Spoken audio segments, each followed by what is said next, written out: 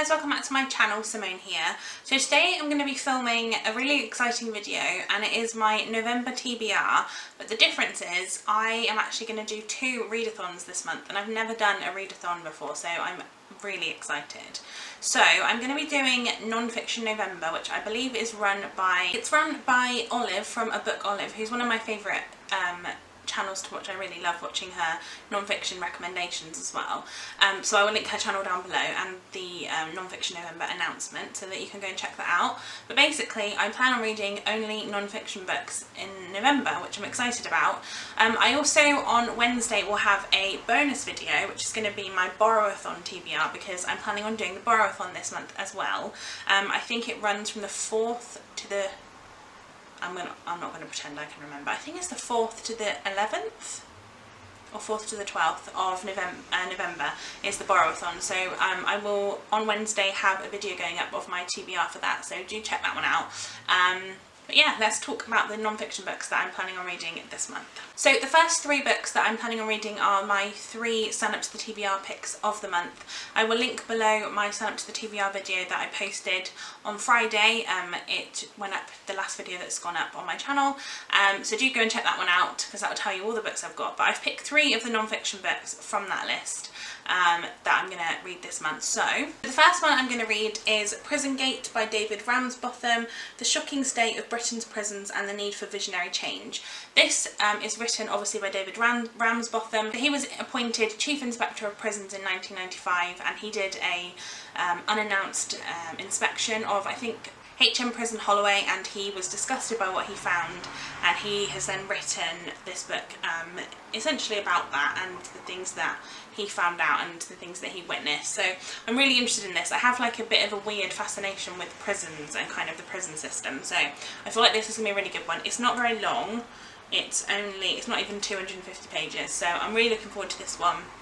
And yeah, it was one of my sign up to the TBR ones, so killing 2 birds with 1 stone. So next up I have The Case of Mary Bell, A Portrait of a Child Who Murdered by Gita Serini, and this has a preface of about the death of James Bulger. If you don't know, James Bulger was a little boy who was murdered by 2 other children, and I don't know too much about the specific case that Mary Bell was involved in, but I believe this is Mary Bell, and she murdered 2 boys, I think, when she was, I want to say 7 or 8, I'm not 100% sure, and generally that's terrifying to me, like the fact of children killing other children, but I am really looking forward to reading this and finding out about it, and I feel like this is meant to be quite a good book, and Gita Serini is meant to be quite a good sort of authority on that, so this one should be good, and yeah, I'm excited for this. And then the third one that I'm going to read is actually on my Kindle. It's Asking for It by Kate Harding. I can't remember what the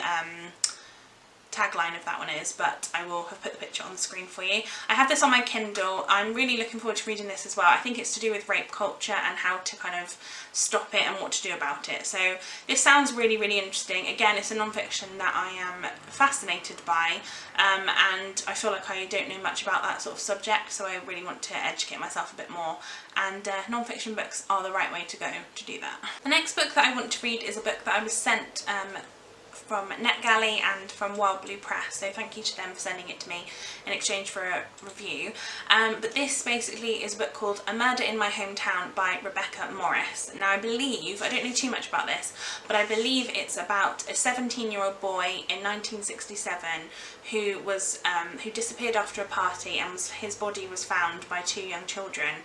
I think it was found in the river, and his body had been beaten up and I believe strangled, and it's kind of about that, and it's about Rebecca Morris trying to figure out what happened. And you all know I love true crime, it's like my favourite thing, and yeah, I was sent this on NetGalley, so I really wanted to be able to read it and review it for you, and I'm excited to get to that one. Yeah, so looking forward to that one very much. And then I have 5 books that I just really want to read, and I've picked 5 books off my shelf, non-fiction books to read. So the first one I've chosen is Dear Ijawale, or A Feminist Manifesto in 15 Suggestions by Chimamanda Ngozi Adichie.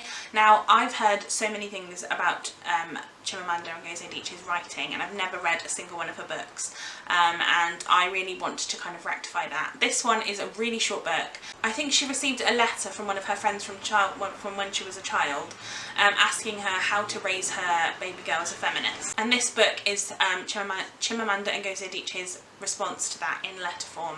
And like I said, it's 15 sections, I think, of different things to tell your child how to be a feminist, I suppose. So I'm interested in this. I've read one book about feminism before and I didn't really like it very much, so this is going to be interesting, and I really want to see if I like her writing or not, because yeah, I've heard amazing things, and I know she's written a lot of novels, so I feel like this will sort of ease me in gently, but I'm looking forward to giving this one a go anyway.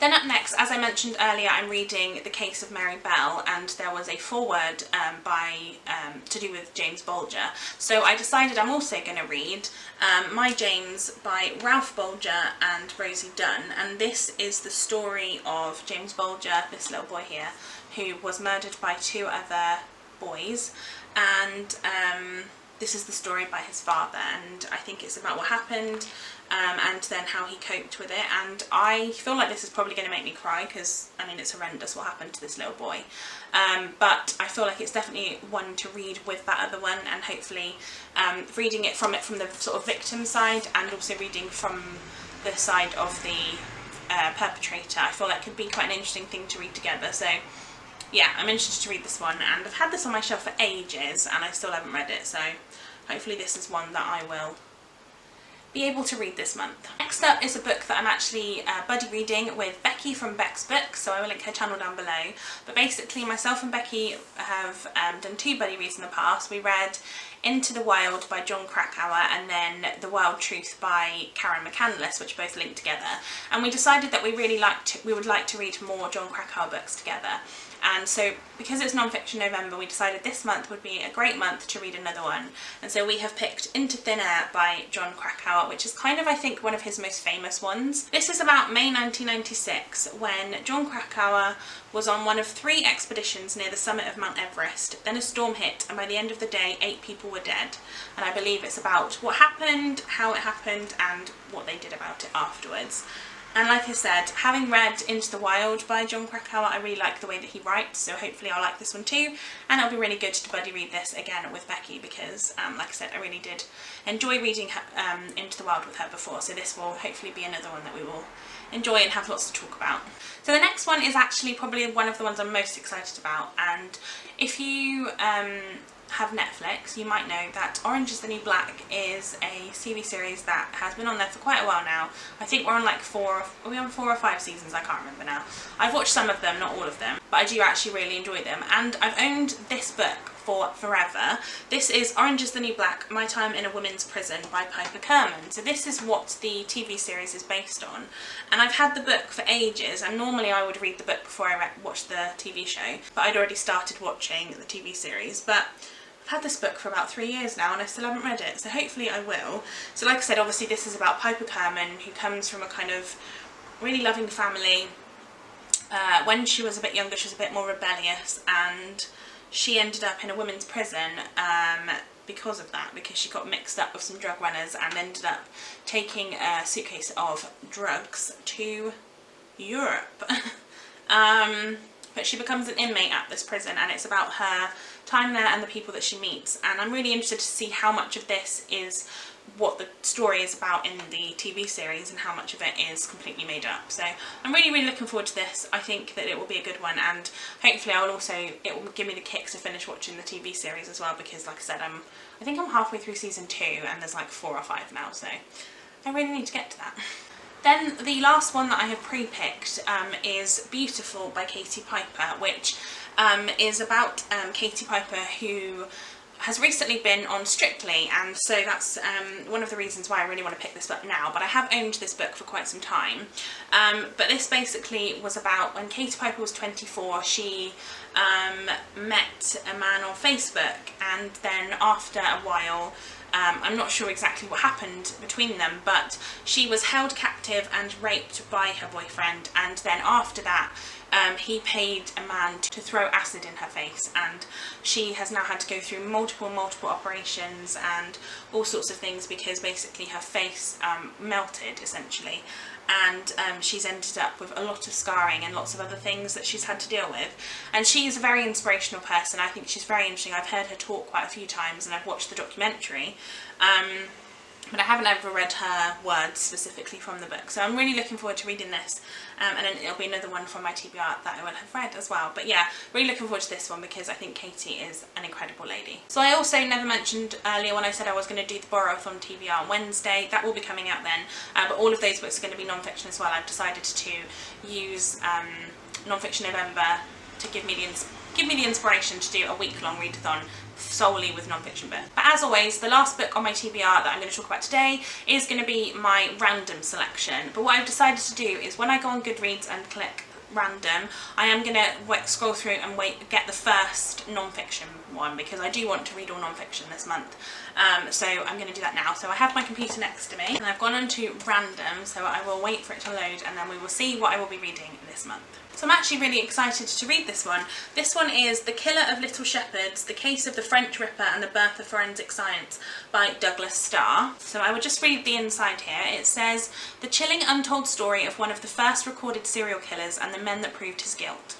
At the end of the 19th century, serial murderer Joseph Vacher, dubbed the Killer of Little Shepherds, terrorised the French countryside with a brutal crime spree that claimed at least 11 victims, mostly adolescent farm workers.